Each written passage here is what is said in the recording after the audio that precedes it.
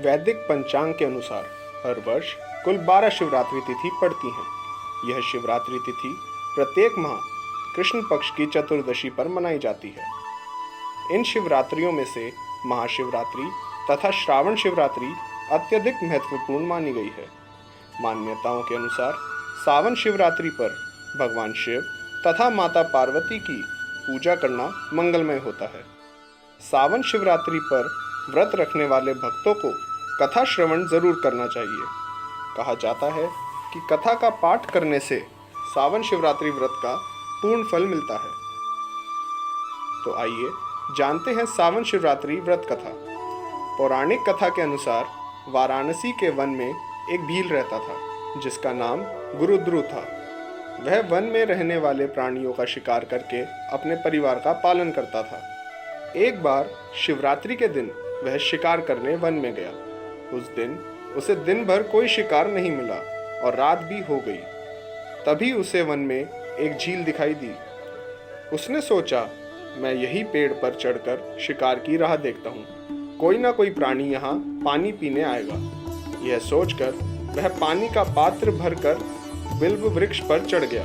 उस वृक्ष के नीचे शिवलिंग स्थापित था।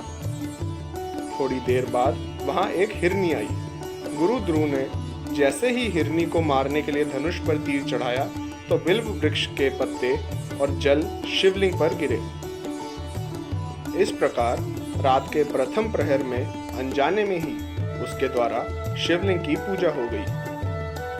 तभी हिरनी ने उसे देख लिया और उससे पूछा कि तुम क्या चाहते हो। वह बोला कि तुम्हें मारकर मैं अपने परिवार का पेट भरूंगा। यह सुनकर हिरनी बोली कि मेरे बच्चे मेरी राह देख रहे होंगे, मैं उन्हें अपनी बहन को सौंप कर लौट आऊंगी। हिरनी के ऐसा कहने पर शिकारी ने उसे छोड़ दिया।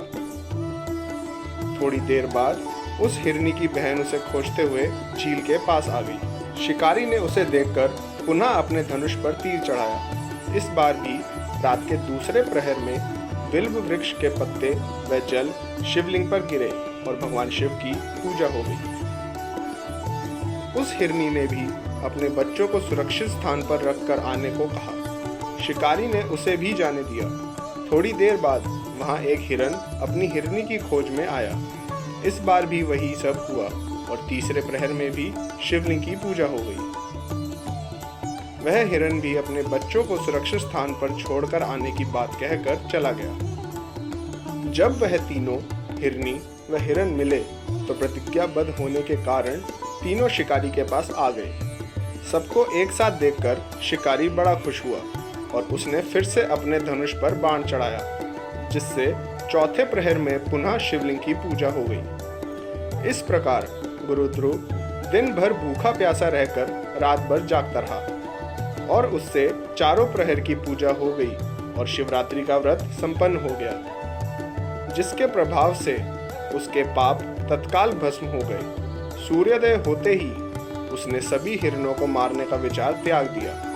तभी शिवलिंग से भगवान शंकर प्रकट हुए और उन्होंने गुरु ध्रुव को वरदान दिया कि त्रेता युग में भगवान राम तुम्हारे घर आएंगे और तुम्हारे साथ मित्रता करेंगे, तुम्हें मोक्ष की भी प्राप्ति होगी। इस प्रकार अनजाने में किए गए शिवरात्रि व्रत से भगवान शंकर ने शिकारी को मोक्ष प्रदान कर दिया।